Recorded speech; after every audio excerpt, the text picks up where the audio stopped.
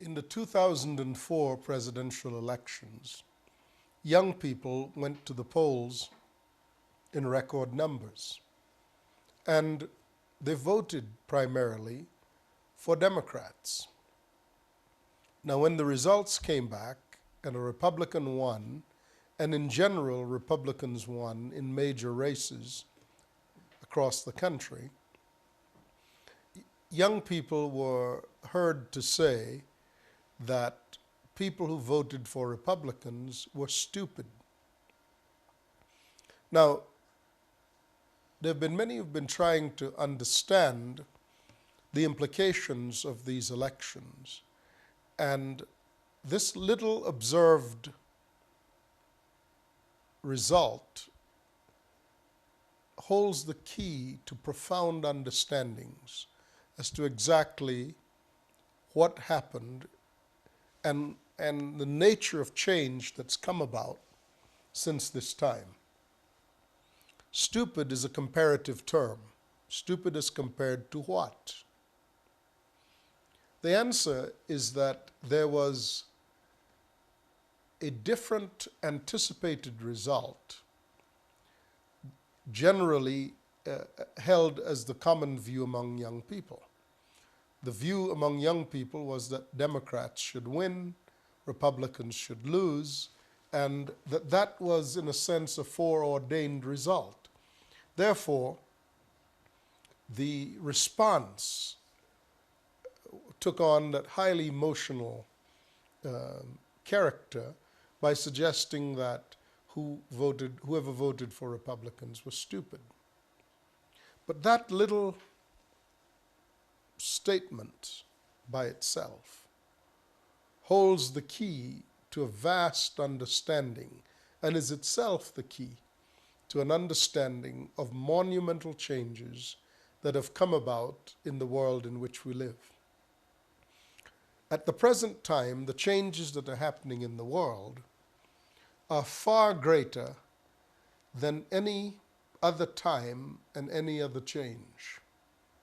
And yet, it would seem that the understanding of this is not tracking that same perspective. I mean by that, if you ask people, are there real changes in the world today? The changes that they would likely point to are changes resulting from natural disasters or from man-made catastrophes such as terrorism. But in general terms, people are not understanding how society is shifting and changing, and would generally not agree that with the statement that the most monumental changes in the history of mankind are happening now. And the results are so fundamentally reordering our perspective of society and of our way of life on the planet that in the future things will be so different than the way they have been in the past as to be hardly recognizable. That is, the society as it has been compared to what it will be hardly recognizable. The transformation will be so complete. The change is so sweeping. The implications for the body of Christ will also be really eschatological, meaning they will implicate things of the most basic nature that the scriptures speak about concerning the end of the age. I would like to present a couple of messages, perhaps a few more than a couple, entitled Virtual Reality, as a way of leading into an entire series of messages in the venue or in the vein of understanding prophetic things. In the 1800s, Charles Darwin came up with the theory of evolution. And one marvels that such a theory, although it was just a theory and remains that, an unproven theory, from which, by the way, Darwin himself repented on his deathbed, such a theory so swept human society that after the theory ran its course, human society was permanently altered. Let me explain. Previous to Darwin's theory of evolution, the way that society was ordered was on the basis of a nexus, a connection between the church and the state. From the days of the Roman Empire, when Constantine invited the Christian church to be the church of the empire and pursued a joint fellowship, as it were, between the church and the state, from that point on, up through the Holy Roman Empire, the reconfiguration of the empire after it fell, after its political muscle became flaccid and it lost its potency politically, it was reconfigured as a religious empire and lasted approximately 1,000 years. During all of that time, the kings of Europe, of the various European states that constituted the old Roman Empire, found their legitimacy in the approval of the papacy. And even after the Holy Roman Empire disintegrated into its member states, the same basic format of church and state together continued to be the foundation for the ordering of human society.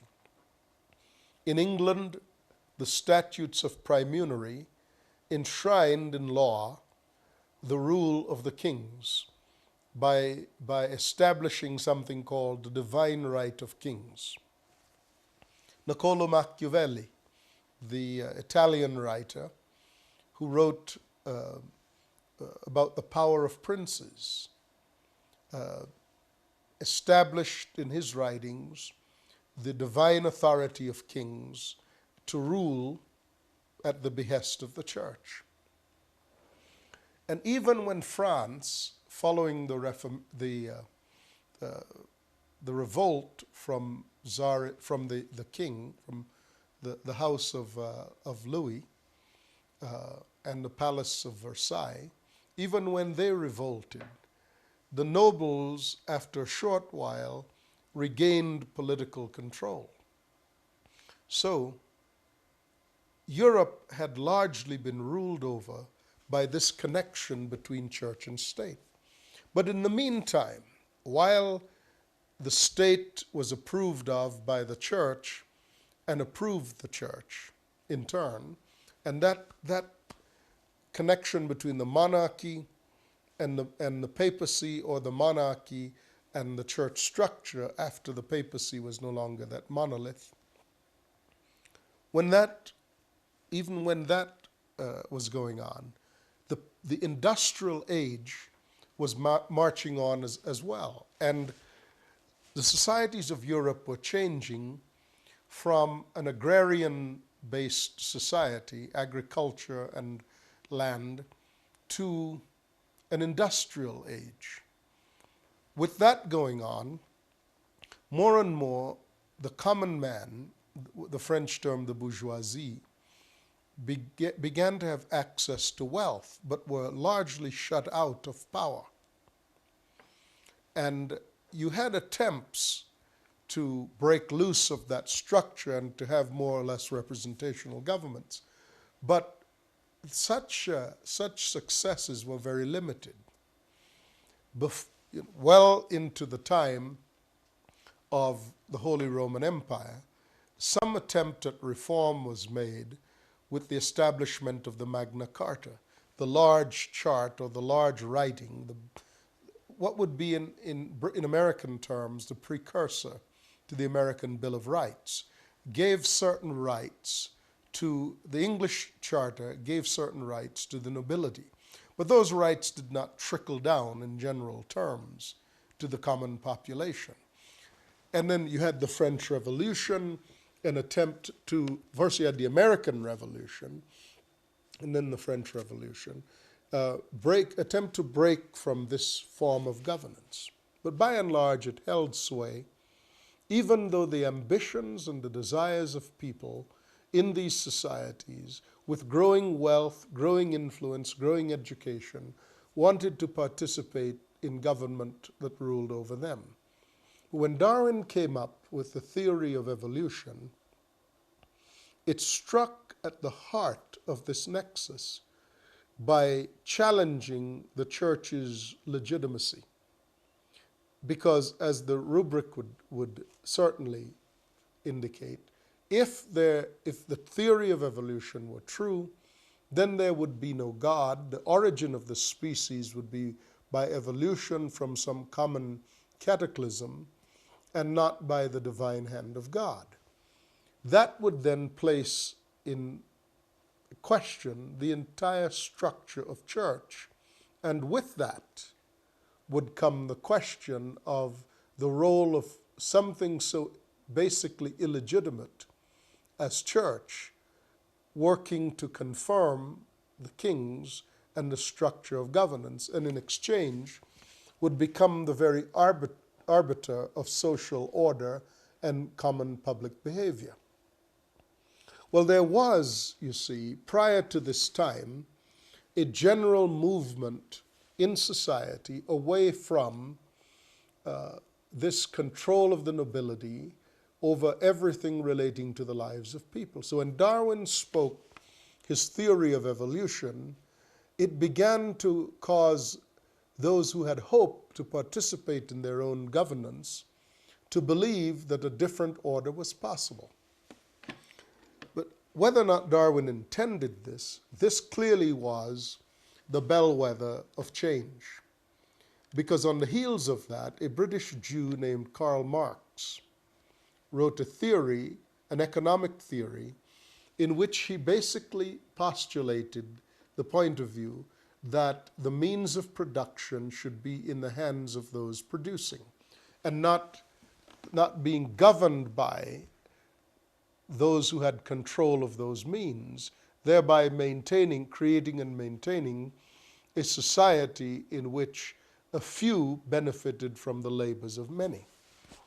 Well, this theory was picked up and given political force, political reality by two Russians, Ivan Lenin and Leon Trotsky. They were the architects of the Bolshevik Revolution, and perhaps the reason that this took place in Russia was somewhat a Western society because of the influences of both the English and the Germans on the structure of the nobility and the ruling class of Russia. In those days, as you well know, these nations were ruled and peace was generally secured through dynastic marriages, marriages between dynasties that ruled various countries. And so Tsarist Russia was fully related to European royalty. And in turn, they held the Russian people in probably the most restrictive forms of serfdom that existed throughout Europe and Asia during the time of the Industrial Age. The Russian peasants were barely more than slaves, horribly treated by their overlords. And so Lenin and Trotsky, armed with Marx's theory of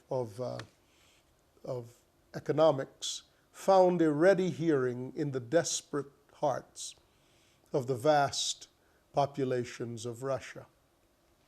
And a communist state was created to serve actually as a laboratory in which for the hopes and ambitions of a rising class, middle class, lower class, rising up to take its own destiny and to control its own fortunes. So by the time that this theory of evolution fully got underway, it was given various settings, political, economic, social, in which to flourish. And you will note that Europe in that time underwent enormous changes. For example, since the survival of the fittest was the order of the day, then eugenics was a useful practice. And Hitler practiced both eugenics and genocide.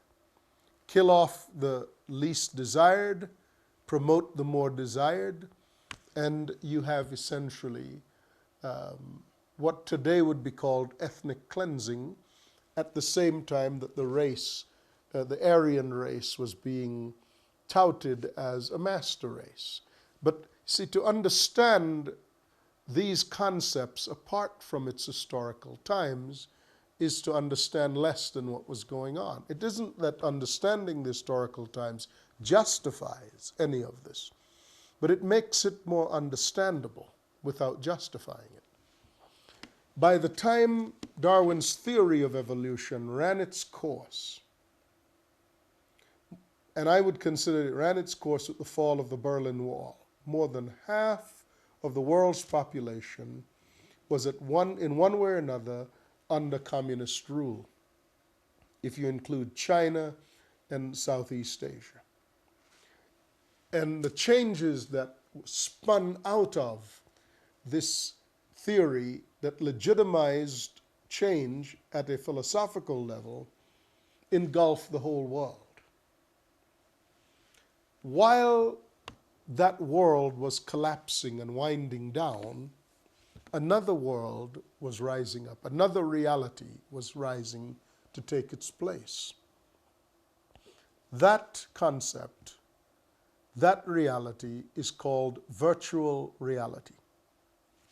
Now, we are familiar with virtual reality somewhat as a product of being familiar with cyber reality.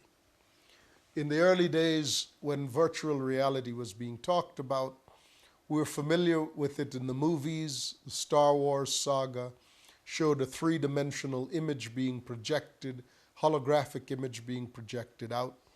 Or we would go to malls and have these interactive games presented to our eyes and to our minds by these funny goggles and so on. So we've thought of virtual reality as this, fabricated cyber imagery. Since that time, more than 20 years ago, let me assure you that cyberspace and virtual reality have gone through incredible metamorphoses. So it's no longer virtual reality is no longer this cyber reality. Today, when you speak of virtual reality, you're not talking about images in cyberspace. When you talk about virtual reality, you're talking about creating and constructing reality out of component parts. Once again, science is leading the way in giving legitimacy to the development of this idea. When 2 years ago, scientists announced that they had successfully sequenced the human genome, science became abuzz with the prospects of this. For example, science now believes that there is no basic scientific reason why a human being should die. Because the thought is, first you can either create a human being from the genetic level according to a predetermined design or plan. For example, you could create a baby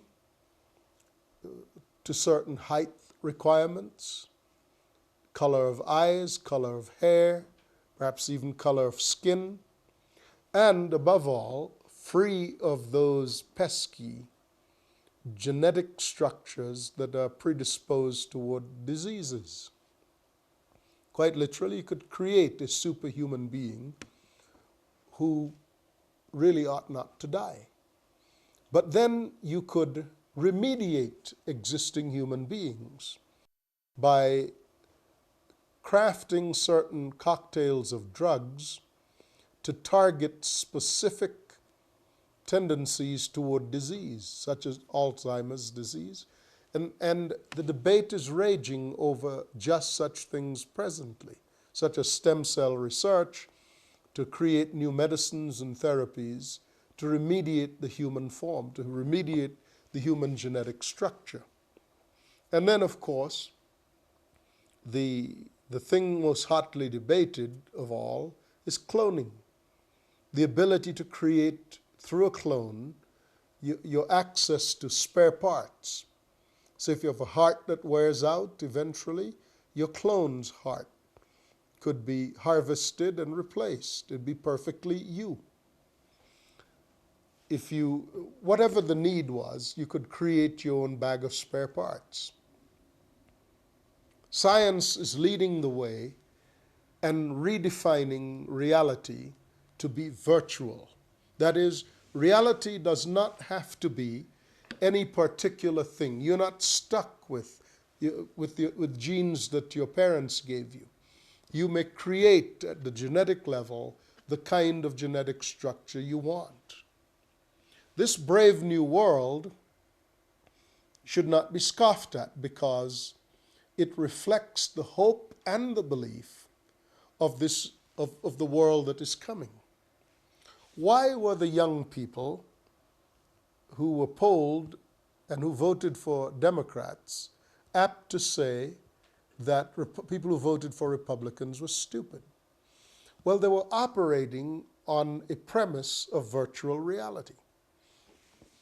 That premise was that a reality had been created in the press, and that reality was real, so that it took the place of precedence, and anything that denied precedence was the radical thing.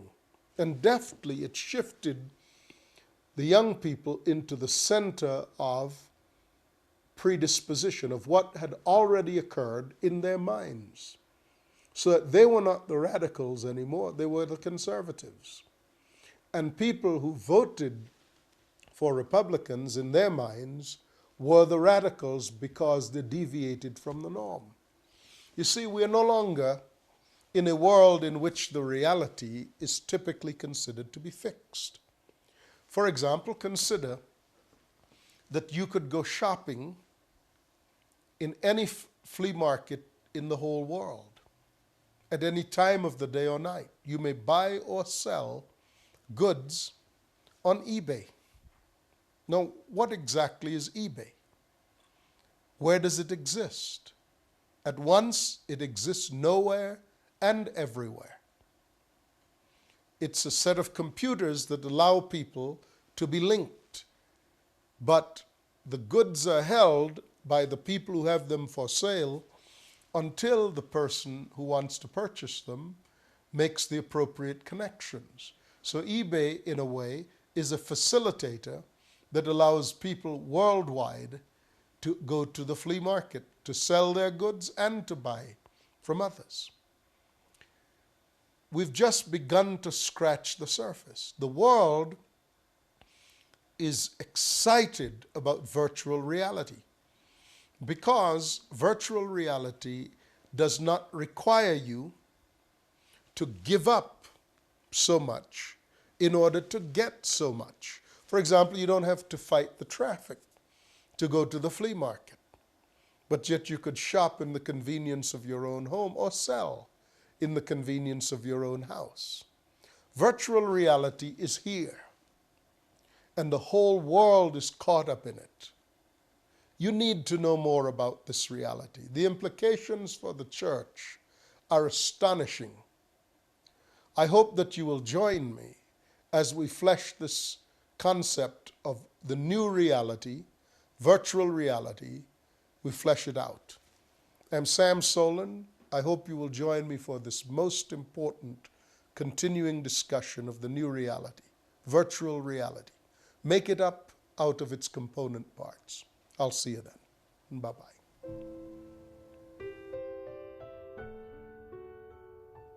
I know the plans that I have, they are good for you, they are good for you.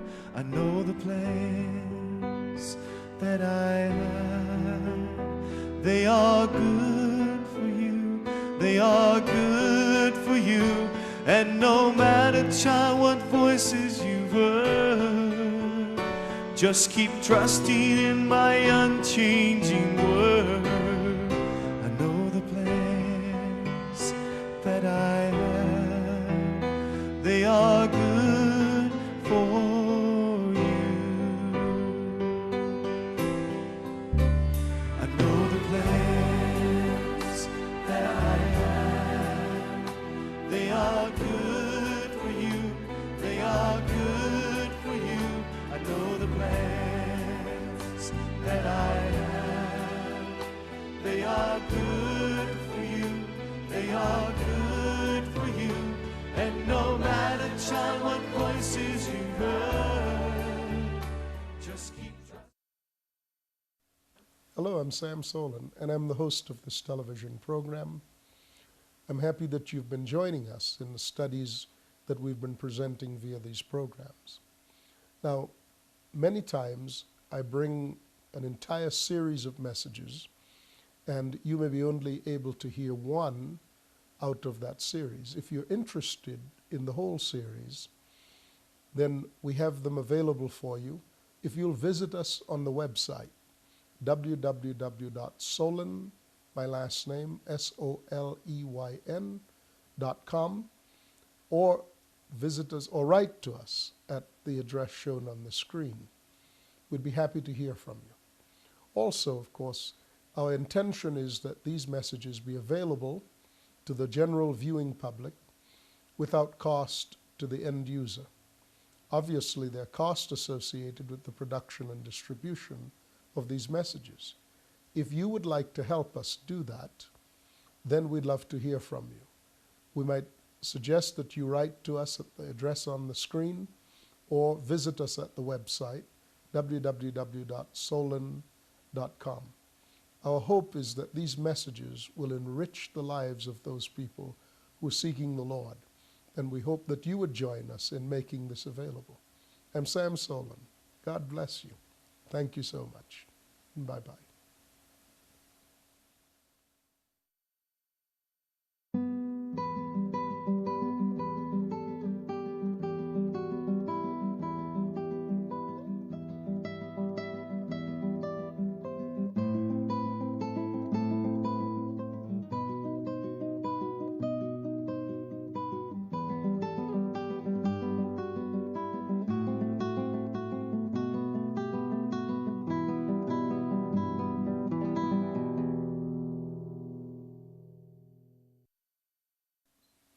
I'm Sam Soleyn, and I'm the host of this program. We're happy that you joined us to watch and to view this program. Our hope is that by doing so, your spiritual life will be greatly enhanced. Visit us on our website at www.soleyn.com for further information on these messages. Thank you so much, and God bless you. Bye-bye.